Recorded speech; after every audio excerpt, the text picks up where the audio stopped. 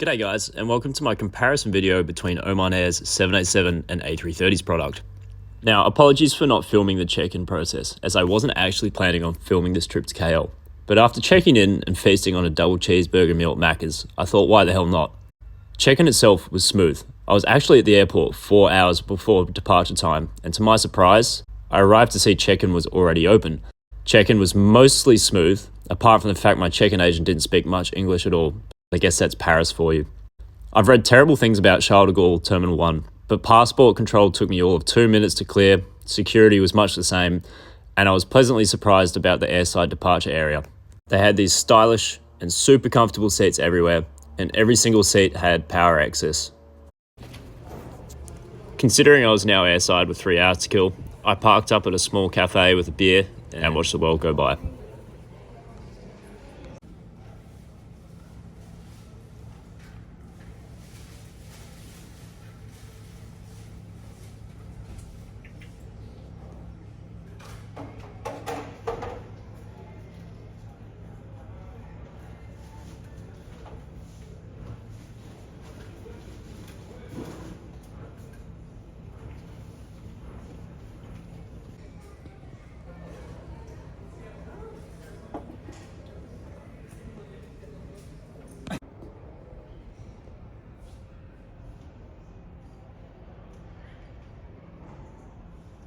Eventually, it was my time to head to my gate.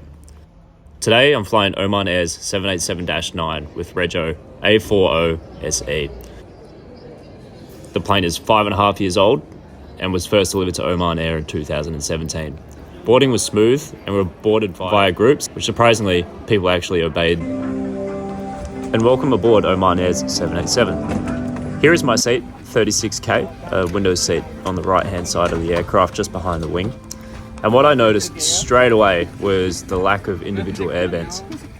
The reason I noticed this is the Oman Air cabin crew obviously wanted to set a temperature inside the aircraft that reminded them of home, and I found myself extremely hot and sweaty within 5 minutes of sitting down in my seat.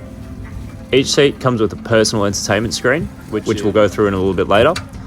Legroom is pretty good, although I would say it's not best in class, but still for a 7.5 hour flight to Muscat, it's not too bad. But most importantly, there's not a bad view out the window.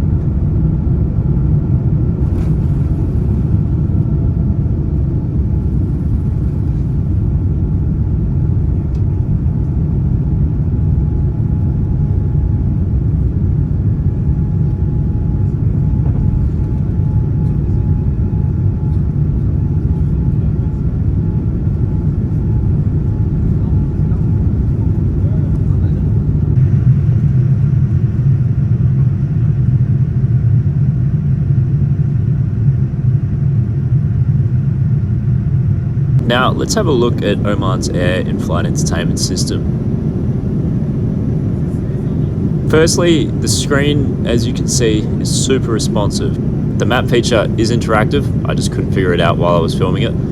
And the selection of movies is pretty good. I'm not going to say it's as large or as good as maybe, let's say, their Middle Eastern competitors in Qatar or Emirates, but definitely plenty to enjoy, both on the movies and the TV series front. You can also play games such as chess, and in the 7 to 8 games I played of chess, I did manage to beat the Oman Air chess bot once.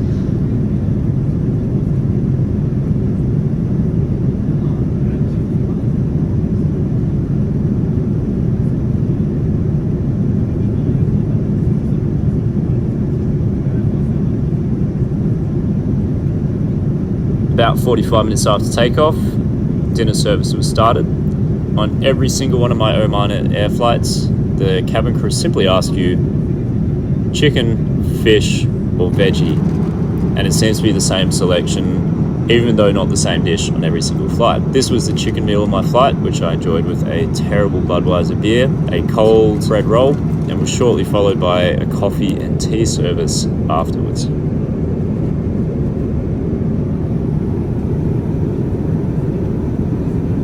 And now to the not Noel Phillips Lou review. The 787 lavatories are quite modern, although there's not too many amenities, although I do appreciate having some sort of cologne/body spray just to freshen up on a quick trip to the bathroom.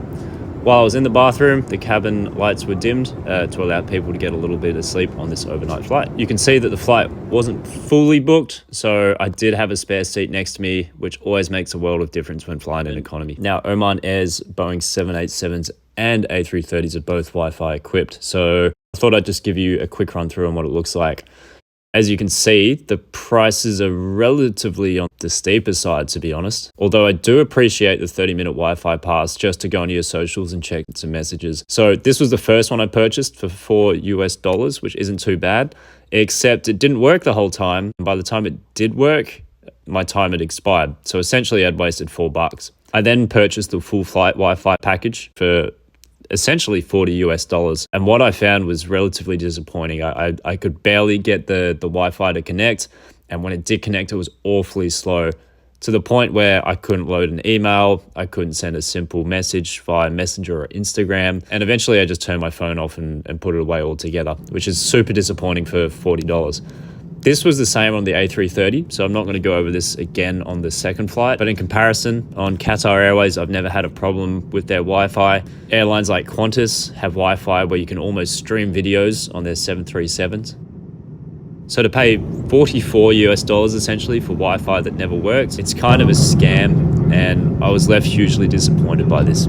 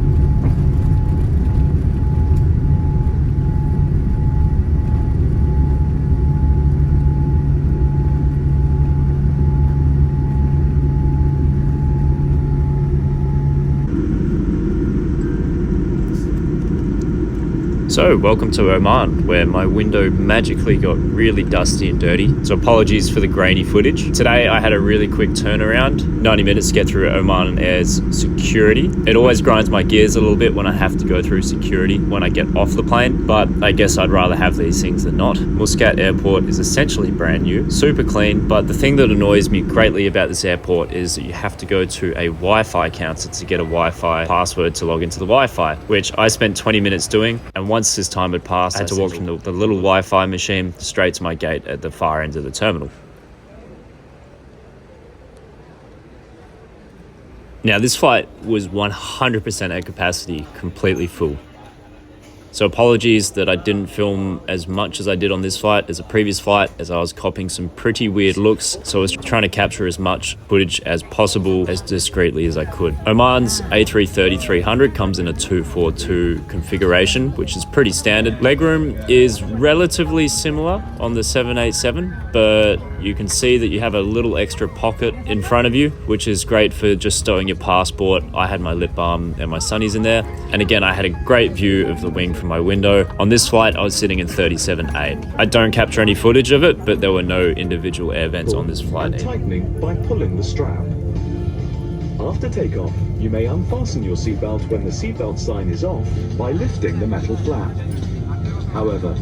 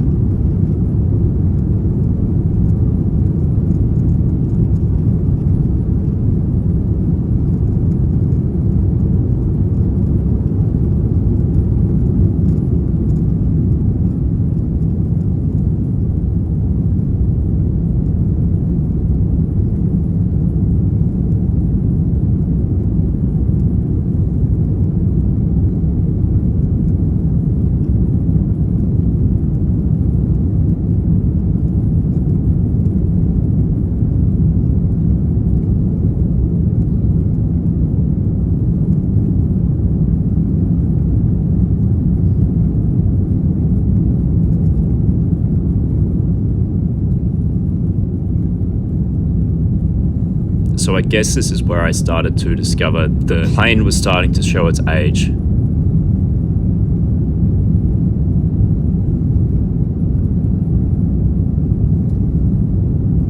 Here you can see that my tray table was kind of wobbly on the way down, and it was hard to click back in. On the A330, compared to the 787, they do also have a footrest. I personally don't like these. As a guy who's 6'1" tall, they just get in my way when I do try and stretch my legs underneath the seat in front of me. And in turbulence, you tend to whack your shins on them. So I'm not a huge fan, but if you're for that, they do have them. The entertainment screen on the A330 is awful. It doesn't seem that old, as I'm pretty sure I've seen the same screens on Qatar Airways' older Boeing 787s, which tend to run pretty smoothly. But this screen was unresponsive, slow, and eventually after filming this clip, I had to use the remote to control it. Compared to the 787, there's maybe a quarter of the movies and the TV shows, barely any games, and the whole thing is just extremely clunky and frustrating to use. I ended up not watching a single movie, as I just gave up and slept the rest of the flight.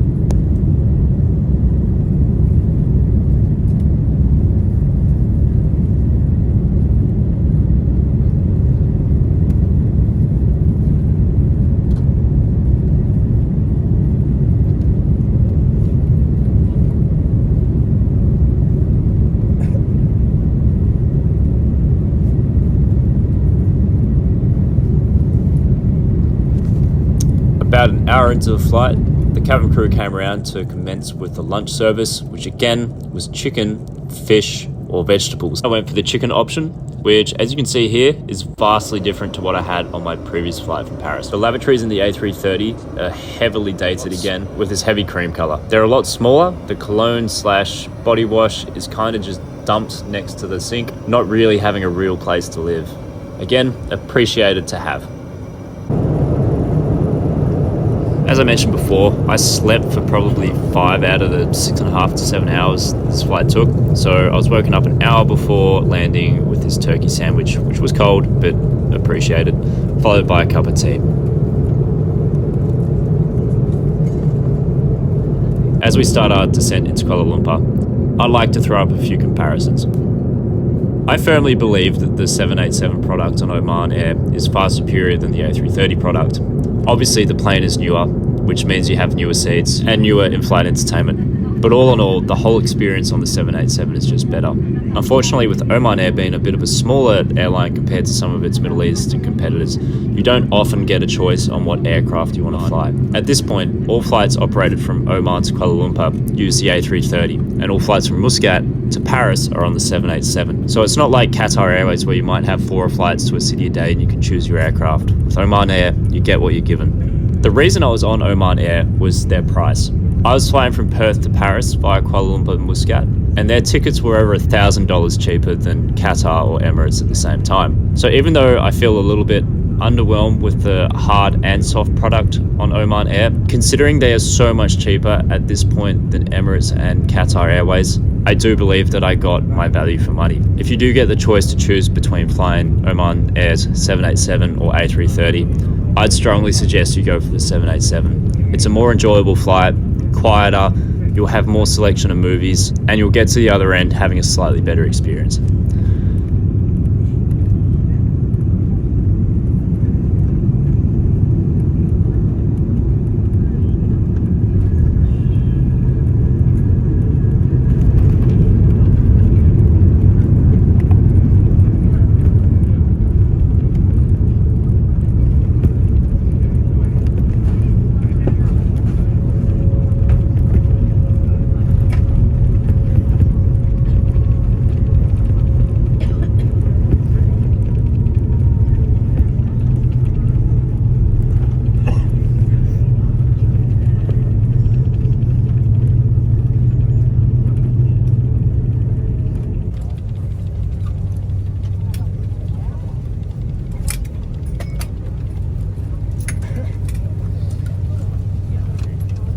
Dengan anda sekali lagi dalam penerbangan kami pada masa akan datang. Terima kasih.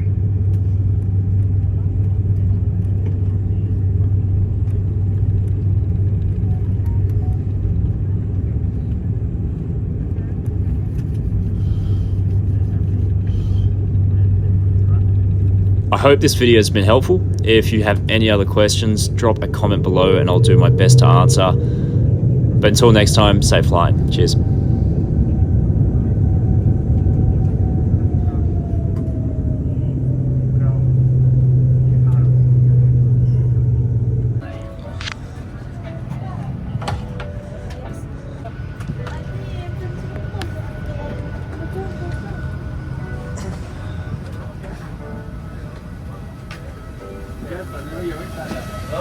Ya,